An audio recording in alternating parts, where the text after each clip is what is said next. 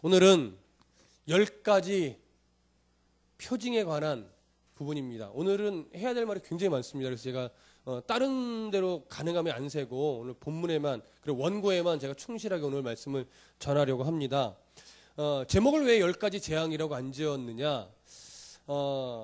우리는 일반적으로 늘 10가지 재앙이라고 이렇게 표현합니다. 저도 종종 이렇게 표현하는데 사실은 그 10가지 재앙이라는 표현이 틀린 것은 아니지만 제가 성경을 연구하며 볼 때 재앙이라는 표현보다는 10가지 표징이라고 하는 표현이 더 옳아 보입니다. 왜냐하면 애굽에서 지금 일어난 10가지의 어떤 이런 놀라운 그 재앙 같은 사건들은 이스라엘의 입장에서는 하나님 이스라엘을 구원해 내기 위한 하나님의 그 역사였습니다. 섭리였습니다. 그렇죠? 그리고 애굽의 입장에서는 이스라엘을 올무잡고 하나님을 대적하기 때문에 재앙처럼 여겨지는 일들이 일어납니다. 그러나 이것이 재앙이라는 느낌처럼 받아지기도 하지만 다른 시각으로 보면 온갖 우상에 사로잡혀 있는 이스라엘에게 10번의 기회를 주시는 것과 마찬가지이기 때문에 그렇습니다. 만약에 당시 애굽이 이 재앙을 받으면서 바로로부터 시작해서 마음을 돌이켜서 우리가 섬기던 이 우상들이 다 거짓이구나, 우리가 하나님만을 섬겨야 되겠다라고 자복하고 항복하고 하나님께 돌아왔다면 하나님이 그 애굽을 받아줬을까요? 안 받아줬을까요? 받아주셨습니다. 그러나 애굽의 그 악한 습성들, 우상을 섬기는 그 완악한 습성들이 결국은 하나님께로 돌아오지 못하게 붙잡고 거기서 헤어나지 못했던 것뿐입니다. 그렇기 때문에 사실은 10번의 기회마저도 다 놓쳐버린 것입니다. 그래서 저는 10가지 표징이라는 표현이 더 좋다고 보는 겁니다. 또 하나, 애굽의 잡신들과 하나님과 대결이 됩니까? 안 됩니까? 안 되죠. 그러니까 재앙이라고는 느낌은 마치 하나님이 이스라엘을 애굽에서 탈출시키기 위해서 싸움을 걸고 싸워서 처음에 말을 안 들으니까 조금씩 더 강한 어떤 재앙을 내려서 결국은 빼내는 이런 싸움처럼 여겨질 수 있다라고 하는 거예요. 그러나 정확하게 싸움이 되지 않고 싸움일 수 없습니다. 얼마든지 하나님은 재앙을 내리지 않아도 이스라엘 백성을 애굽에서 얼마든지 끌어낼 수 있습니다. 그렇기 때문에 이 10가지 표징의 목적은 이스라엘 백성이 그 고통받는 애굽의 삶 속에서 해방시키는 것이 목적이 아닙니다. 여러분 그거 오해하지 마십시오. 우리 일반적으로는 그렇게 이해를 합니다. 그냥 하나님 10가지 재앙을 왜 내렸어? 이스라엘 백성을 애굽에서 탈출시키기 위해서. 그러나 그게 어떤 일부분 이유는 될 수 있지만 그게 출애굽의 목적이 아니라는 겁니다. 뭐예요? 10가지 재앙을 굳이 10번의 순서를 하나님이 구태여 10번의 순서를 통해서 재앙 같은 사건들을 일으키면서 이스라엘을 출애굽시킨 이유가 뭐예요? 바로 내 백성과 너의 백성을 구별하여 하나님이 누구신지를 그 양 백성들에게 나타내는 거예요. 이스라엘 백성들은 하나님 입장에서 누구예요? 내 백성이죠. 내 백성. 이스라엘 백성들은. 그러니까 이스라엘 백성들에게는 하나님이 죄를 얼마나 싫어하는지, 하나님이 죄에 대해서는 얼마나 단호한지, 하나님이 죄에 대해서 얼마나 경멸하고 그것을 싹 없애시는 분인지를 정확하게 보여주는 거예요. 애굽의 입장에서는요, 돌이킬 기회를 주는 것이고 너희들의 신이 얼마나 거짓신이며 만물을 창조하시고 역사를 섭리하시고 자연을 운행하시는 분이 누구시다? 여호와 하나님이시다. 그걸 보여주는 겁니다. 그러나 애굽은 자연을 움직이고 역사를 운행하는 신들이 어떻게 있다라고 봐요? 다양하게 있다라고 봐요. 섭리하고 주관하는 것들이 다 달라요. 밝고 어두움을 주관하고 풍요를 주관하고 생명을 주관하고 생명의 태어남을 주관하고 이런 신들이 다 다양하게 있다고요. 그래서 10가지 재앙들은 특별히 무엇과 뗄래야 뗄 수 없느냐? 애굽이 섬기던 여러 신들과 뗄래야 뗄 수 없는 겁니다. 그래서 왜 구태여 그 신들, 실제로 거짓 신인데 사람들이 이름을 붙이고 만들어낸 신이고 존재하지도 않는 신임에도 불구하고 왜 그 신들을 하나하나 하나님이 치셨습니까? 가짜라는 걸 드러내고 하나님 한 분만이 유일하신 신임을 보여줘야 되기 때문에 이 10가지 재앙이 필요한 것이지 애굽과 싸우는 것이 아니라고요. 바로와 싸우는 것이 아니라고요. 이해되십니까? 그런 측면에서 오늘 본문에 들어가야 되고 그런 차원에서 10가지 재앙이 아니라 10가지 표징이라고 쓰는 것이 더 좋아 보이는 겁니다.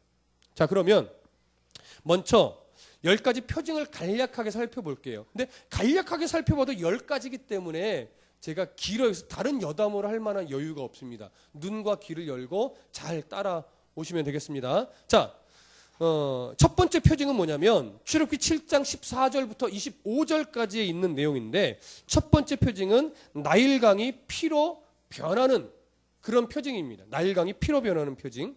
그런데 나일강은요, 애굽 사람들에게 있어서 생명줄과 같은 숭배의 대상이었습니다. 실제로 고대 나일강에 찬가라는 역사적인 기록이 발견됐는데 거기에 뭐라고 적혀있냐면 나일강을 향하여 이렇게 표현합니다. 당신은 가난하고 어려운 자의 주가 되십니다. 만약 당신이 하늘에서 뒤집히면 신들은 망할 것입니다. 이런 내용들이 있어요. 그러니까 나일강의 신을 찬미하는 거예요. 이해되시죠? 그럴 정도로 나일강은 애굽에게 있어서는 굉장히 숭배를 받고 풍요를 상징하는 아주 중요한 신이었어요. 이 나일강과 관련된 신으로는 어떤 신들이 있냐면 부활과 영생의 신이라고 여겨지는 오시리스라는 신이 있어요. 그리고 나일강의 신으로 말하는 하피라는 신이 있고요. 홍수의 여신 사테드라고 하는 신이 있고 그의 언니인 안쾌드라는 신이 있습니다. 다 사람이 지어낸 이름들이에요. 근데 그걸 굳게 믿고 있는 게 당시 애굽 사람들이죠. 하나님은 이런 나일강을 피로 변하게 하셔서 나일강에 고기가 죽고 또 물에서 악취가 나게 하셨던 겁니다. 이로 인해서 애굽 사람들은 나일강 물을 마실 수가 없게 됐어요. 그래서 주변에 땅을 파서 그나마 먹을 수 있는 물을 구할 수 있었었죠. 이러면서 나일강의 신은 거짓이요 하나님만이 참신이심을 하나님이 여기서 첫 번째로 드러내신 겁니다. 그런데 놀라운 것은 7장 22절에 보면 애굽에 있던 마술사들도 비슷한 일을 벌입니다. 물을 피색깔로 변하게 하는 것이었죠. 이로 인해서 바로 왕의 마음이 더 강팍해졌어요. 왜냐? 우리 마술사들도 비슷한 일을 하네. 네 신만 뭐 강하냐? 뭐 이런 식의 마음이 드는 거예요. 그래서 첫 번째 표징을 하나님이 일으켰음에도 불구하고 이스라엘 백성들을 광야로 돌려보내지 않았던 겁니다. 그럼 두 번째 표징으로 넘어가시죠. 두 번째 표징은 8장 1절에서부터 15절까지 있는 내용입니다. 이 내용은 바로 개구리 떼를 일으키는 표징인데 개구리가 나일강에서 무수히 생기고 올라와서 애굽의 궁 안에와 또 모든 사람의 집과 또 화덕 그리고 그릇에 가득하게 뒤덮인 겁니다, 여러분. 근데 여러분 이 장면 한번 생각해 보세요. 모든 사람이 궁예까지 밟고 다니는 그 길가에 뭐가 가득하다고요? 개구리. 한 걸음을 내딛기가 힘들어요. 개구리를 발로 툭툭 쳐내고 밟아야 돼요. 그러다가 실수로 어떻게 돼요? 개구리를 콱 밟게 되죠. 그런데 아주 재밌는 게요. 애굽 사람들은 집 안에서요 신발을 안 신어요. 맨발로 다닙니다. 근데 맨발로 개구리를 밟고 실수로 밟으면 개구리가 터지고 바닥에 뭉개지고 그런 걸 걸어간다는 생각해 보세요. 밥그릇에도 개구리가 막 있다고 생각해 보세요. 이게요. 아우 몇 마리 돼야 잡아먹기라도 하죠. 그렇죠? 몸통 잘라내고 뒷다리만 이렇게 태양열에 하면 군에 갔다 오신 분들은 알아요. 본네트에 개구리에서 딱 한 5분만 올려놔 보세요. 이게 닭고기 맛이 나거든요. 진짜 맛있습니다. 네. 근데 겨울잠 자고 난 개구리가 제일 맛있는 거예요. 속이 다 비어있고 독성이 없기 때문에. 네, 군에 가면 압니다. 근데 그런 개구리가 한두 마리가 아니라 궁에서부터 모든 집에 바닥과 화덕과 그릇에 가득한 거예요. 징그러운 건 둘째치고 이게 또 죽으면 썩어서 냄새나고 미끈미끈대고 질척질척대고 생각만 해도 막 그렇죠? 그런 표징이 일어났습니다. 이 개구리와 관련된 신은요 헤큐트라고 하는데 머리가 개구리 모양인 신이에요. 그래서 이 신은요 무엇으로 이렇게 표현되냐면 다산의 신으로 여겨졌습니다. 다산의 신. 다산의 신으로 숭배를 받았고 또 산모들을 돕는 신으로 여겨졌었습니다.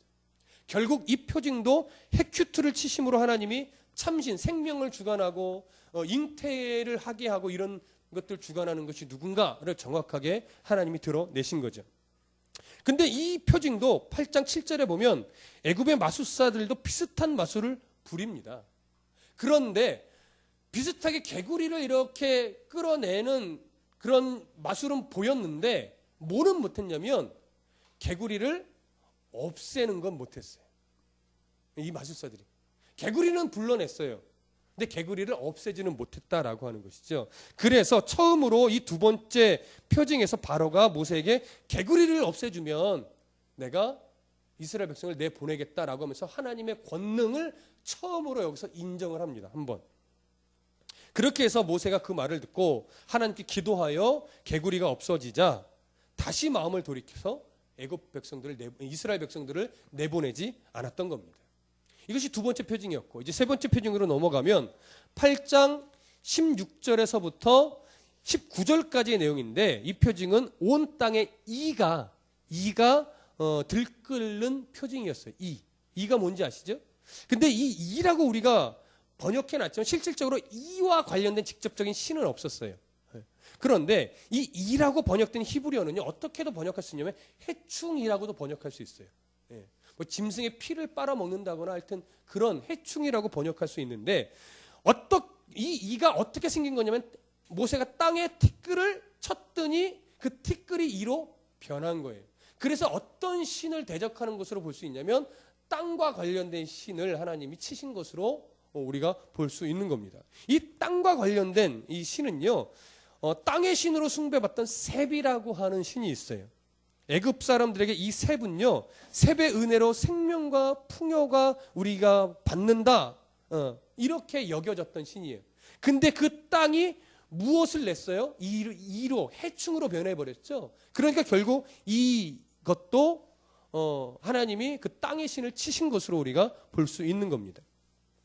놀라운 것은 이 세 번째 표징부터는 애굽의 마술사들이 전혀 흉내를 내지 못했다라고 하는 사실이에요. 세 번째 표징부터는. 그래서 출애굽기 8장 18절과 19절을 보면 마술사들이 결국 이제는 여호와의 권능을 인정하게 됩니다. 8장 18절 한번 보실까요? 8장 18절 19절 함께 읽습니다. 시작.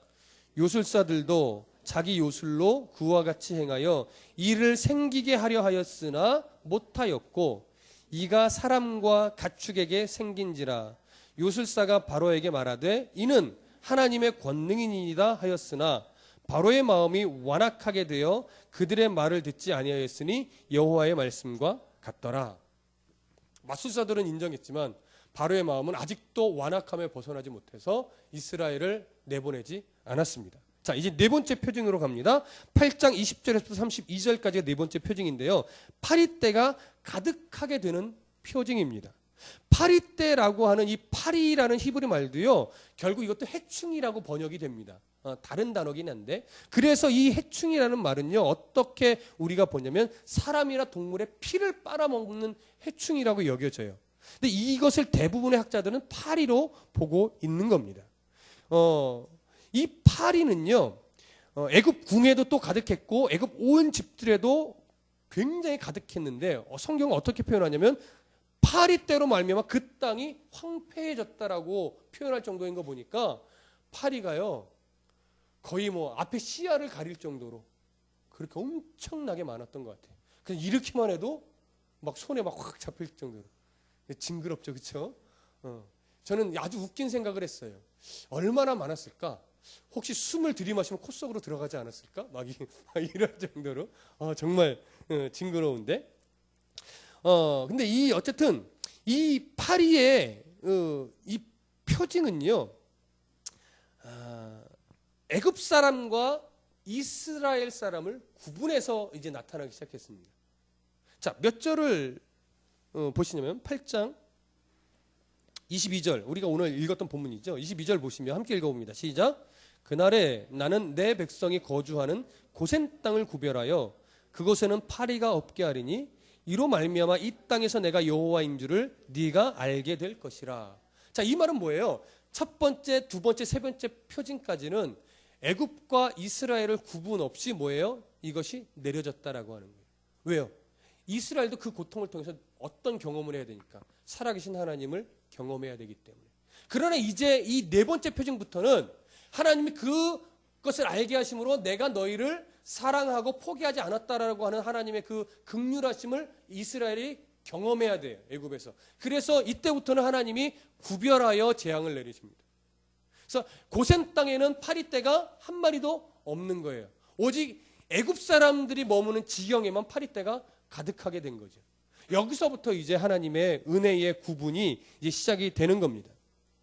자, 파리나 해충에 관련된 신은요, 우리가 바알세붑이 있습니다. 바알세붑은 파리의 왕이다. 뭐 이런 그 의미가 있는데, 고대 애굽에서는 파리 중에서도 맵시파리라고 하는 그 파리가 있는데 뭔지 모르겠어요. 근데 그 파리를 거룩하게 생각하고 신으로 섬겼다고 합니다.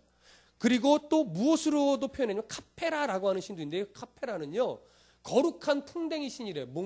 모양새가 풍뎅이를 닮았다고 해서 풍뎅이 신이라고 하는데, 이 거룩한 투구 풍뎅이의 신도 어떤 해충의 신 중에 하나로 또 여겨졌었어요. 근데 그런 신들이 다 거짓임을 하나님이 이 표징을 통해서 보여주신 겁니다. 이 표징으로 인해서 바로는 모세를 부릅니다. 그래서 애굽 지경 안에서 네가 좀 제사를 드려줘라. 그래서 이 파리떼를 다 없애줘라. 이렇게 요구를 합니다. 그랬더니 모세가 하는 말이, 애굽 지경 안에서 제사하는 것은 하나님이 원하시는 것이 아니다. 그럴 수 없다라고 거절을 하죠. 그래서 바로는 어쩔 수 없이 네가 파리떼만 없애주면 내가 이스라엘 백성들을 내보내겠다. 어쩔 수 없이 이제 약속을 하는 거예요. 그래서 모세가 하나님께 기도하여 파리떼가 떠나가도록 했습니다. 그랬더니 또 바로의 마음이 변하죠. 마음이 더 강팍해져서 약속을 어기고 이스라엘 백성들을 내보내지 않은 겁니다. 그래서 이제 9장 1절과 7절에 들어가면 다섯 번째 표징이 들어갑니다. 여러분, 제가 이렇게 막 계속해서 연결해서 하지만 실제로 이것이 거의 1년여간 동안 차근차근 일어난 표징이에요. 아시겠죠? 그러니까 뭐 몇 시간 막 고생하다가 막 모세 불러와 이랬던 게 아니에요. 바로의 마음이 강팍하게 막 며칠, 몇 주, 몇 달을 막 지의 힘으로 견디다 못해 모세를 부르는 그런 장면이라는 것을 좀 머릿속에 그리셔야 할 필요가 있습니다. 9장 1절부터 7절까지는 이제 어떤 표징이냐면 다섯 번째 표징으로 가축들이 죽는 그런 표징입니다. 하나님은 지금까지 창조된 피조물을 가지고 애굽에 표징을 내렸습니다. 그러나 이번에는 창조된 피조물을 죽이심으로 하나님의 표징을 나타내십니다. 9장 6절에 보면 애굽의 모든 가축이 죽었다고 되어 있는데, 이 표현은 약간은 좀 과장된 표현으로 보입니다. 애굽의 가축들이 다 죽은 것은 아니고 거의 대부분 죽은 것 같습니다. 왜냐하면 뒤에 재앙에서 또 가축에 관련된 언급이 있기 때문에 이것은 약간 과장되게 표현된 것으로 보입니다. 애굽에는 수많은 가축신들이 있었습니다. 암소의 여신 하토르가 으뜸이었고 황소의 신 아피스가 있었습니다. 이것들을 잘 섬기면 내세에 또 생명을 얻을 수 있다라고 하는 것들을 이들이 또 믿었었다라고 합니다. 그래서 내세를 보장해 주는 신들인 가축에게 하나님이 표징을 내림으로써 내세를 주관하는 신은 오직 여호와 한 분밖에 없다라고 하는 사실을 지금 드러내고 있는 겁니다. 애굽의 대부분의 가축들이 죽자 바로는 사람을 고센 땅에 보내서 이스라엘의 가축들은 살아있는지 살펴보게 했습니다. 그래서 진짜 가보니까 애굽의 가축들은 한 마리도 죽은 가축이 없었지. 이것을 보았으면 바로가 마음을 좀 돌이킬 만도 한데, 아직까지도 바로는 자기의 고집과 자기의 강팍한 마음을 고수해서 이스라엘 백성들을 내보내지 않았습니다. 그래서 출애굽기 9장 8절부터 12절에 보면 여섯 번째 표징으로 하나님이 독종을 일으키는 것을 보게 됩니다.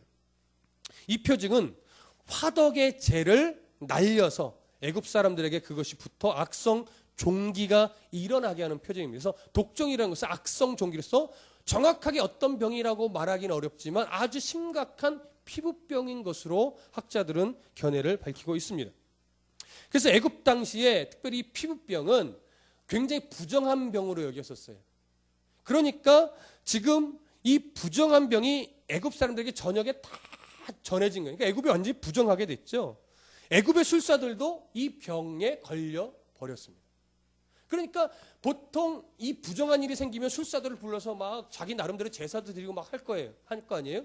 근데 애굽 술사들마저도 이 부정한 병에 걸려 버렸으니 애굽은 모두가 다 부정한 자들이 지금 되어 버린 겁니다.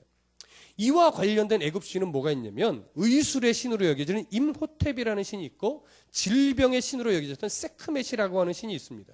그리고 이 표징으로 사람과 가축이 고통을 당해도 임호텝이라고 하는 의술의 신은 아무 고칠 힘이 없다라고 하는 것이 뭐에 됐어요? 증명되어진 겁니다. 그래서 모두가 다 거짓 신이라는 사실을 보여준 거죠. 역시 병을 주관하는 신도 여호와 하나님 한 분밖에 없음을 하나님께서 나타내 보이신 겁니다.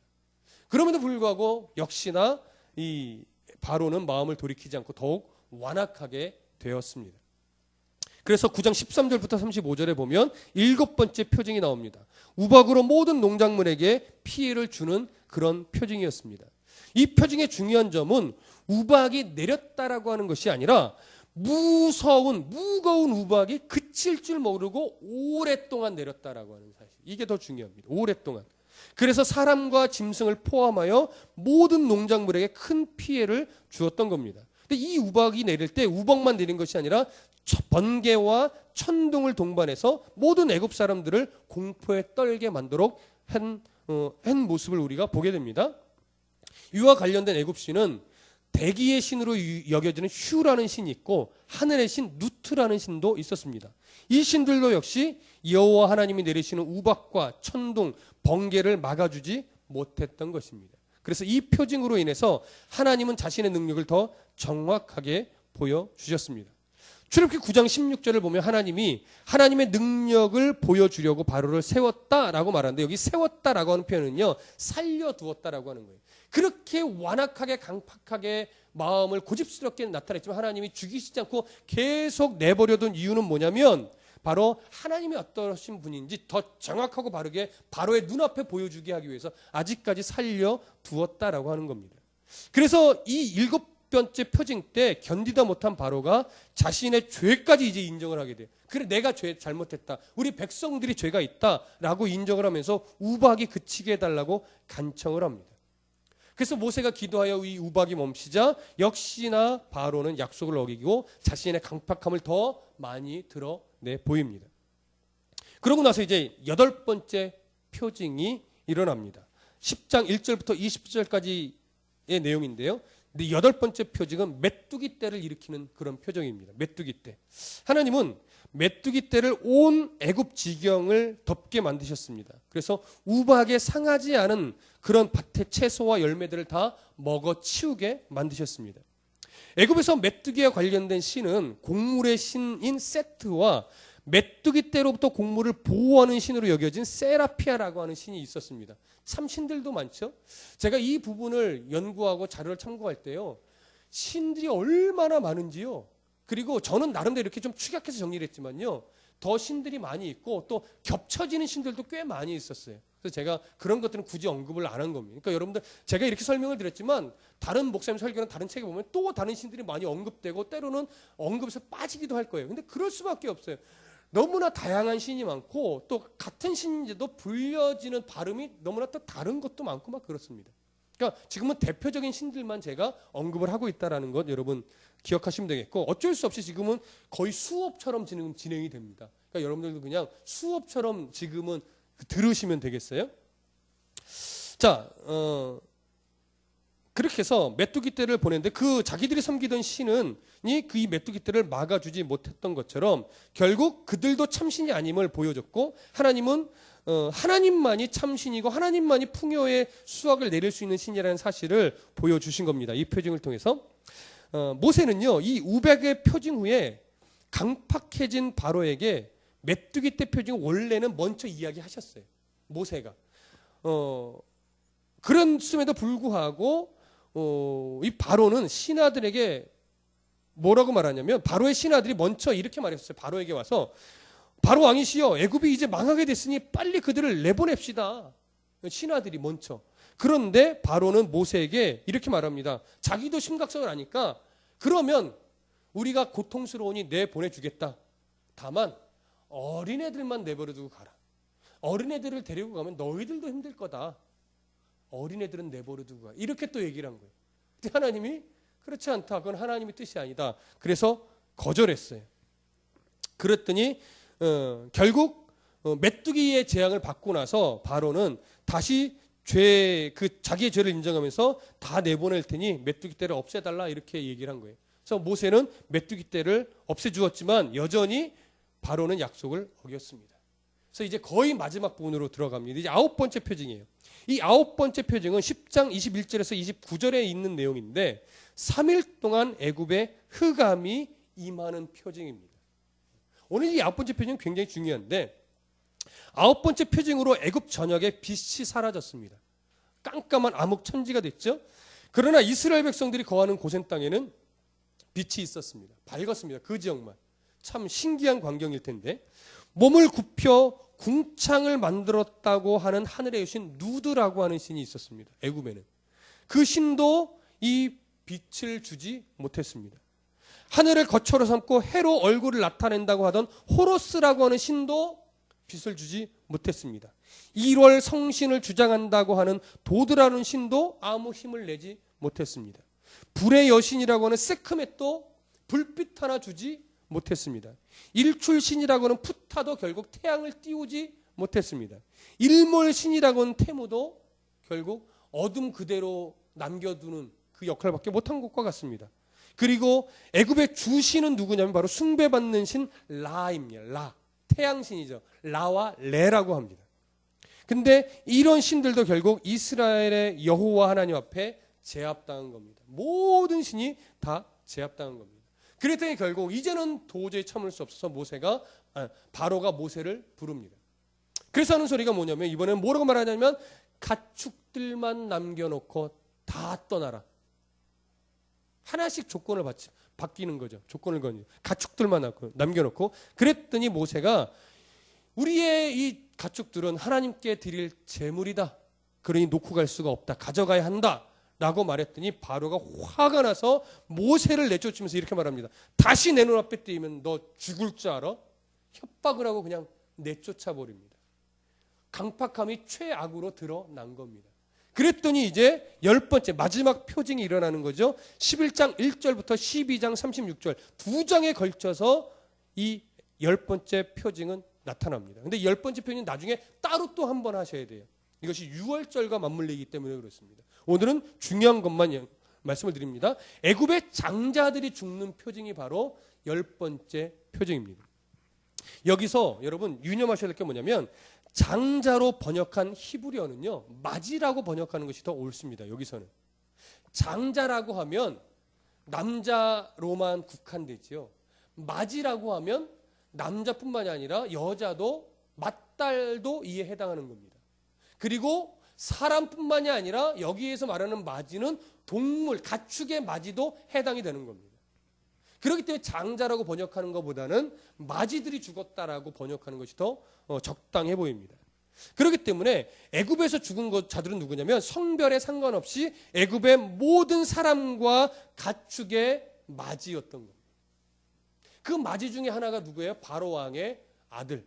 살아있는 신으로 여겨지는 바로의 아들도 후계자가 아들. 그러니까 살아있는 신도 죽음을 막지 못했던 겁니다. 그래서 애굽의 주신이었던 라, 태양신. 그렇죠? 그리고 태양신의 살아있는 아들 바로. 그리고 살아있는 신 바로의 그 살아있는 아들이 죽은 겁니다.